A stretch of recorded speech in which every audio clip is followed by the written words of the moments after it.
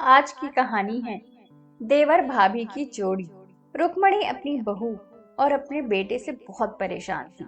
नहीं नहीं, बहू यानी भाभी शीतल और देवर मयूर के एक दूसरे के साथ इतनी बनती कि लोग बातें बनाने लगते हैं। लेकिन मयूर का स्वभाव बहुत मजाकिया था।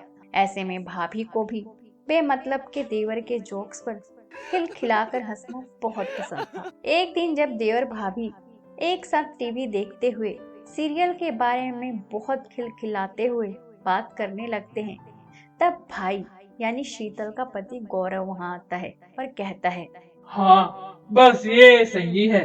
देवर भाभी मिलकर बस हंसी ठट्ठा करो और कुछ काम धंधा तो है नहीं। और तुम मयूर, कुछ काम धंधा ढूंढ लो। कब तक ऐसे घर पर बैठकर अपनी भाभी से गप्पे लड़ाते रहोगे? हाँ भैया, मैंने इंटरव्यूज दिए हैं, बस उनके जवाब का ही इंतजार कर रहा हूँ। जाओ शीतल, बहुरात के खाने का इंतजाम करो। तुम्हारे ससुर रात को जल्दी खाकर सो जाते हैं। सास रुक्मणी बोली। इतने में शीतल रसोई में चली जाती है तो देवर मयूर भी भाभी की मदद करने चले जाता है। भाभी, आज हम क्यों ना कढ़ाई पनीर की सब्जी बनाते हैं? कई दिनों से खाया नहीं। लेकिन देवर जी, अभी के लिए तो बहुत देरी हो चुकी है। आज रहने देते हैं, कल बना लूंगी। अरे भाभी, जब देवर हो तो क्यों चिंता करती हो? आइए, मैं आपकी मदद कर देता हूँ। भाभी और देवर रसोई में मिलकर कढ़ाई पनीर की सब्जी, लच्छा पराठा और दाल चावल बना लेते हैं। और सास तो ये देखकर कहती है, ना जाने मेरे दोनों बेटे में से इसको कैसे जनानियों की तरह काम करने का शौक चढ़ गया। अपनी भाभी के साथ रहकर तो ये घर का सारा काम सीख लेगा। हाँ तो अच्छा है ना, जब देवरानी आएगी तो तकलीफ नहीं होगी। क्यों देवर जी, सही कहा ना? क्या भाभी, मुझे शादी नहीं करनी। अभी तो मेरी जिंदगी शुरू ही हुई है और अभी से शादी करके खत्म भी कर लूं। हाँ हाँ, तुझे तो बस अपनी भाभी के साथ गप्पे लड़ाने हैं। भाभी, लगता है कहीं से जलने की बू आ रही है। देखो तो कहीं भैया के पीछे से तो नहीं आ रही। शीतल देवर के कान पकड़कर कहती है। बदमाश, अपने भाई के लिए ऐसा कहते हैं? देवर भाभी की ये जोड़ी देखकर तो शीतल के पति गौरव को जलन होने लगती है और वह ये बात अपनी माँ से कहता है कि उसकी बीवी कैसे पता नहीं पूरा पूरा दिन बस देवर यानी पति के छोटे भाई के साथ गप्पे लड़ाती रहती है। जितनी बातें वह खुद अपने पति से भी नहीं करती और इसका उपाय तो कुछ ढूंढना होगा। फिर दूसरे दिन देवर मयूर चिल्लाता हुआ घर आता है। भाभी, मेरी नौकरी लग गई। लीजिए लीजिए, मिठाई खाइए। वाह देवर जी, क्या बात है। अब तो आपको भाई और माँ जी के ताने नहीं सुनने पड़ेंगे, क्यों? अरे वो ताने थोड़ी हैं, वो तो जलते हैं हमसे बस, और क्या। चलिए, मैं माँ के पास जाकर खुशखबरी देकर आता हूँ। कहकर मयूर ऊपर अपनी माँ के पास जाकर मिठाई खिलाता है तो माँ कहती है, हाँ हाँ, हमारे पास आने की क्या जरूरत थी? अपनी भाभी को तो खुशखबरी दे दी ना सबसे पहले। इतने में भाई गौरव नौकरी से आता है और उसे भी पता चलता है कि छोटे भाई मयूर को नौकरी लग गई और वह मन में कहता है, चलो अच्छा हुआ, अब ये दोनों एक दूसरे से अलग रहेंगे। अच्छा है ये।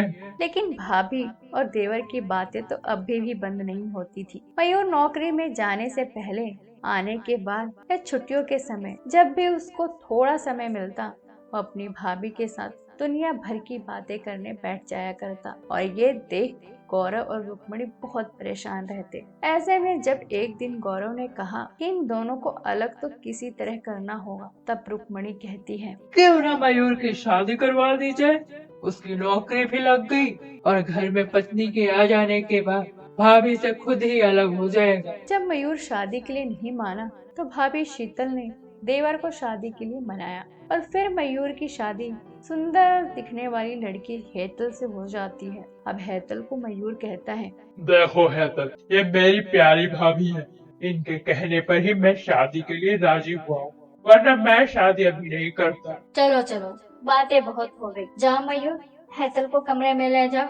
बेचारी शादी के रस्मों में बहुत थक गई होगी। कुछ दिन ऐसे ही नई बहू के घर आने से खुशियों के साथ दिन गुजर रहे थे। एक दिन जब मयूर अपनी पत्नी हैतल को लेकर बाहर घूमने जाता है तो वह अपनी भाभी से कहता है कि वह भी उनके साथ चले, लेकिन भाभी जाने से मना कर देती है। तो मयूर और हैतल जिद कर उसे अपने साथ ले जाते हैं। उधर शाम का वक्त हो जाता है और देर हो जाती है। घर पर गौरव बहुत गुस्से में बैठा होता है। जैसे ही शीतल, हैतल और मयूर आते हैं वह उन पर बरस पड़ता है। तुम्हें घर का कोई ध्यान है भी या नहीं? तुम तो घूम फिर कर आ गई। यहाँ मेरी माँ और मेरा क्या, हमें भूखा ही मारोगी क्या? जाओ जल्दी जाकर खाना बनाओ। उतने में मयूर और हैतल आते हैं और कहते हैं कि भाभी की कोई गलती नहीं, वो तो मना ही कर रही थी, पर वो ही उन्हें जबरदस्ती ले गए थे। और फिर रसोई में शीतल जल्दी जाकर खाना बनाने लगती है। लेकिन अब गौरव के गुस्से का पारा ऊपर चढ़ रहा था, तो वह अपनी माँ से कहता है कि वह हैतल को समझाए कि उसके पति को वो जरा काबू में रखे। और अगली सुबह सास रुक्मणी जैसे ही बहू हैतल को अपने और भाभी के बारे में भड़काने जाती है। बहू, तुम अपने पति पर ध्यान क्यों नहीं देती? ये शीतल पता नहीं क्यों उसके पीछे ही पड़ी है, उसे फंसाने की कोशिश कर रही है। तुझे तो कुछ समझ में नहीं आता है बहू। अरे माँ जी, ये क्या बात हुई? आप ऐसा कैसे कह सकती हैं? वो भी अपने ही बेटे के लिए। मैं तो जानती हूँ कि वो दोनों एक अच्छे दोस्त की तरह रहते हैं। इसमें बुरा ही क्या है? आज जो बोला वो बोला। आज के बाद आप मेरे पति के खिलाफ कुछ नहीं बोलेंगी। और ये बात होते हुए शीत सुन लेती है। उसे अपनी सास की ऐसी बात से शर्मिंदगी होती है और रोती हुई अपने कमरे में जाती है। तो उसे मयूर देख लेता है। फिर मयूर बात पता करते हैं। अपने भाई गौरव के पास आकर कहता है कि अगर उसे अपनी भाभी और देवर के रिश्ते पर इतना ही शक है तो वो अपनी भाभी की अच्छे के लिए ये घर छोड़कर अपनी बीवी हैतल के साथ यहाँ से चला जाएगा। ये सुनकर रुक्मणी बोल पड़ती है कि अगर ऐसा हुआ तो वो अपने छोटे बेटे के बिना कैसे रह पाएगी।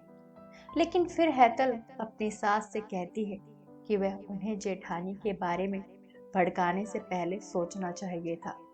एक देवर भाभी का रिश्ता एक माँ बेटे और दोस्त की तरह होता है, लेकिन उन्होंने उसका कुछ और ही मतलब निकालकर बहुत घिनौना इल्जाम लगाया है, जिसका उन्हें बहुत दुख है। हैतल और मयूर की बात सुन गौरव और रुक्मणी को अपने आप पर शर्म आती है। वह उनसे और शीतल से नजरें भी नहीं मिला पा रहे थे।